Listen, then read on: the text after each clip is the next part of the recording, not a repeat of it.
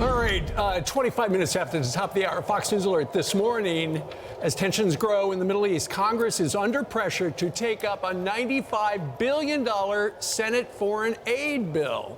House Speaker Mike Johnson announcing his plan to split it into 4 different parts, separating Israel aid from the more controversial Ukraine vote.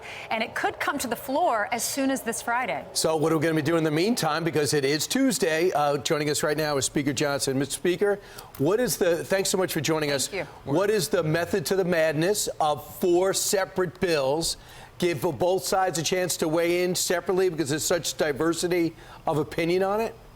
Yeah, we didn't think it was fair or right for the House to be, rolled by the Senate. They sent us a large bill where everything was merged together, the Senate supplemental. That was not the will of the House. The will of the House is to address it in single subjects, in regular order, in a regular process, with an amendment process. That's the way this is supposed to work. So that's what we're going to do this week. So you'll have 4 different bills, as you said. You'll have Israel first in the order, then you'll have the Indo-Pacific region, then you'll have the Ukraine matter, and then a 4th bill will introduce our other national security priorities, and that'll include additional sanctions for Russia and Iran, and the Repo Act, which is the seizure of corrupt Russian oligarchs' assets to assist with all this. We're going to introduce the loan concept into these products, and so this will be a very different, I think, product in the Senate, and we'll let the House do its will. That's what we have to do. So, Mr. Speaker, what's the vibe in your caucus? Because it seems like when it comes to the Republicans, there's more support for the Israeli package, but not as much support for the Ukraine package. How do you get the feel it's going to go? Do you see more Republicans voting for that package and then more Democrats voting for the Ukrainian package?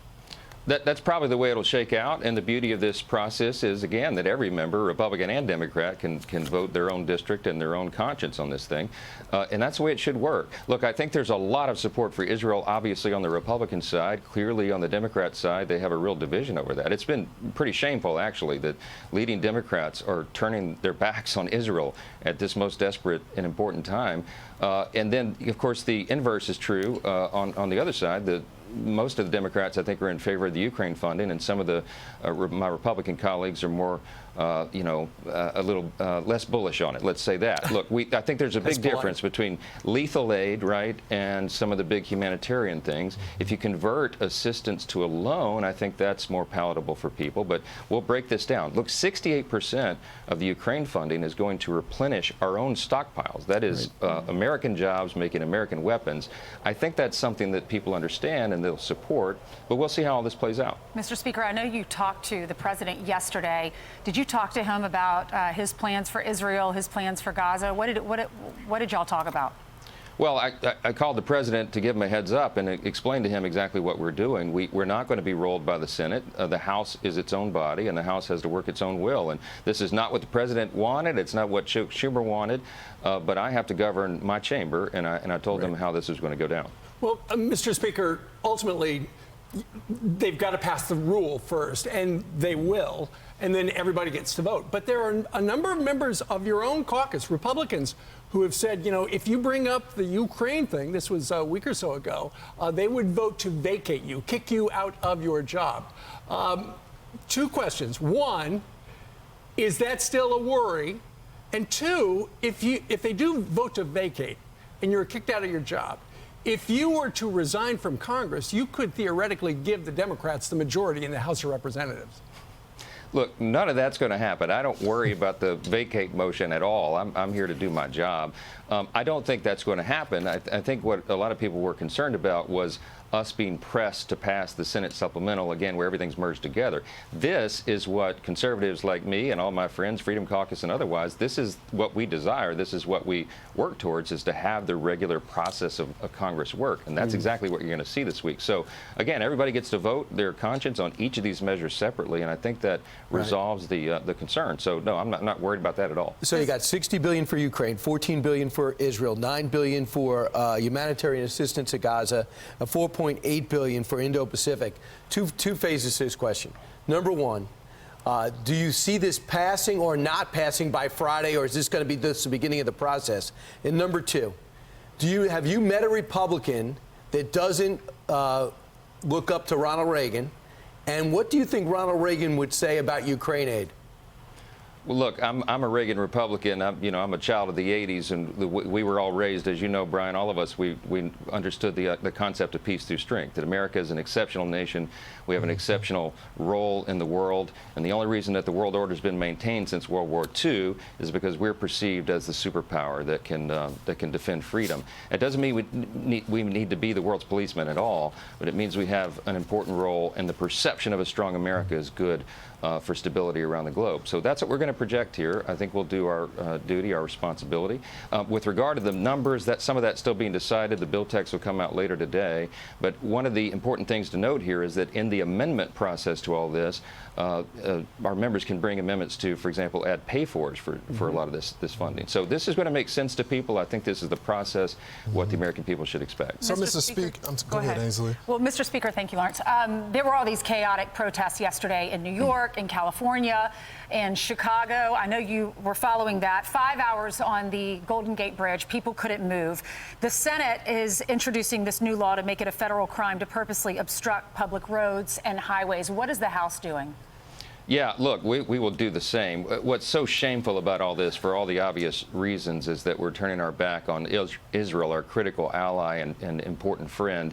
But the most shameful part about it, I'm afraid, is the silence that you hear from Washington. There's so many leading Democrats who refuse to speak out about this. And, I think they're appeasing the pro-Hamas wing of their party now, and that's a serious problem. We need to stand with Israel unequivocally. I spoke to my counterpart, the Speaker of the Knesset, Speaker Ohana, about 36 hours ago or so, and he thanked me and us, the Republicans and others who have stood strong with Israel with our voices, and that's a very important thing for them. I spoke with Prime Minister Netanyahu about a week ago, and he expressed the same sentiment. We got to stand strong. We got to tell the world and show the world that Israel is not alone here. But, Mr. Speaker, something has changed, because we covered the event, the march in Washington, where you had Hakeem Jeffries gave a powerful speech. You had Chuck. You guys were all linked in arms, and you all said that you're going to stand with Israel.